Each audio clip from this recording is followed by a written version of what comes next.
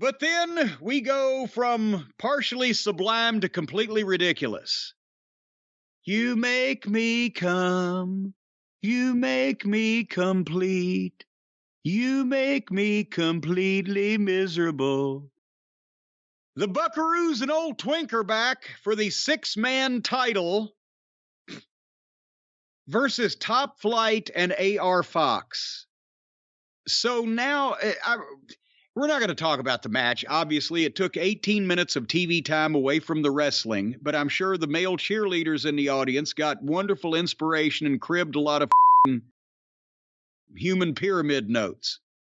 But more importantly, what is Tony getting for his money out of these alleged EVPs and main event guys? Okay, you could say when Twinkle Toes was in the world title picture, he was drawing main event, but not drawing main event money. He was getting paid main event money. But if he's in the world title picture, okay, you can justify that. The Buckaroos, they were in the tag title picture, supposedly the top team or one of them. All right, but now they've got their own belts. There are no other real 6-man teams. It's all just people put together. They get to play with their trampoline-trained friends like Top Flight and AR Fox that I'm sure are fine people and, couldn't draw flies if you dipped them in shit. They're middle card guys. And now, is this what the EVPs, do they have to be over in the corner working with their own little friends, or no matter their status on the card, or they're going to be in a snit? Or is Tony just putting them on ice because he realizes that they're the root cause finally of this whole problem with Punk, and the cancer in the locker room is indeed coming from inside the house still, and he's just putting them over in the fucking corner? And it's not just Punk. They're not. What are they involved in? What are they contributing to except going out here and having the self-indulgent, masturbatory 6-man, gymnastic choreography match with underneath talent that can flip for them? They're drawing no money. They're positioned to do nothing. And the tag team division has fallen to complete shit now that FTR was diminished and demeaned and then sidelined and then went home after having the 3 best tag team matches in wrestling in the entire year in another company and not on their programming. So what are these fucking yahoos doing, or what's Tony doing with them? Or is he just cooling them off so that they can slowly slink away? Well, there's a lot there. I think over the next couple of years, you'll start hearing more and more stories about other things that were happening in that locker room, about who was really in their own locker room and cliquish and just hurting other guys' careers. And you're talking about things that predated Punk's arrival. Predated and happened during Punk's time there. But since everything had all out, the Bucks and Omega have been back on the show. They came back, December or November? I forget, somewhere around there. They had 7 matches with the Death Triangle. The Bucks are now doing this thing with Top Flight. I saw the list of AEW's merch movers. That was one of the big things for the Bucks for years. They were the biggest merch movers on the indies. They ain't moving that much right now. Have they ever meant less? Are people sick of their matches after seeing... If you've been watching AEW for the last 6 months, you're sick of the Young Bucks. Just based off the fucking Death Triangle matches. You know what the match is going to be. Omega...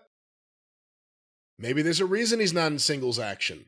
Maybe he doesn't have someone he wants to work with right now. Maybe everyone's a diva, and they're only going to work with who they want to work with. And you can't blame them, because that's the way it's been since the beginning of AEW. That's what they've been allowed to do. Is Tony phasing them out? At this point, Tony only has limited things he can actually do with them. That's the other thing. What are you going to do? Here's a main event for pay-per-view, the Bucks versus the Gun Club.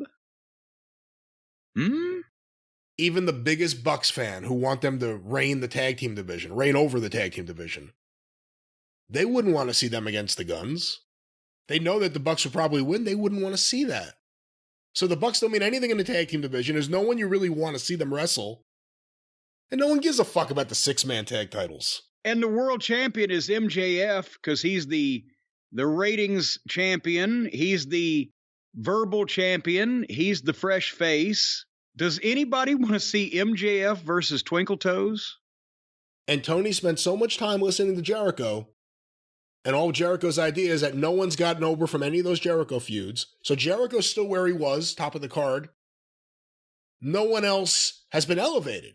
So MJF's there. Who does he have to work with? Even in a perfect world, if you liked him, or whatever you want to say. Omega and MJF? I don't think anyone's really feeling that. Maybe Adam Page. And then who would call it? Yeah. It would if Harpo called it, it would kill MJF. If MJF called it, Harpo wouldn't be able to execute it or keep up with it because he wouldn't understand it because it would make sense. And there wouldn't be flipping and flying and flopping. There would be wrestling. So it would suck from either direction, a complete clash of styles. And it would hurt the guy who's the future because the guy who was the past right now wouldn't be able to keep up with him. And by the way, somebody's going to say, "Oh, what do you mean couldn't keep up with him? Old Kenny wrestles a lot faster than MJ." I'm talking about keeping up with him when MJF's calling trigonometry and old Twinkle Toes is over in the corner going 2 + 2. That's that kind of keeping up with him. Go ahead. When Kenny Omega was last seen in AEW, he was the world champion. He reemerges. The only times we've seen him is in 6-man tag action. He has to do whatever he can to get himself to the ring physically to do that. Again, there's only a limited amount of things you could do with him right here. He just had that big match a lot of people liked with Will Ospreay. It's for another company. It was in a Tokyo Dome. It's a different guy. There's only so much to be done with the Bucks and Omega right now. I hate to say it, but doing something with Punk may be one of the few things that would get anyone to care about them right now. Oh, now that would be pay-per-view main event level stuff. If you had Punk on one side and any of the Buckaroos and their gang on the other side, that would draw money, especially from that audience. But they're too selfish to do it. They would have to admit they fucked up, and they would have to do some apologizing, and they would have to probably endure a demotion out of their EVP fucking status.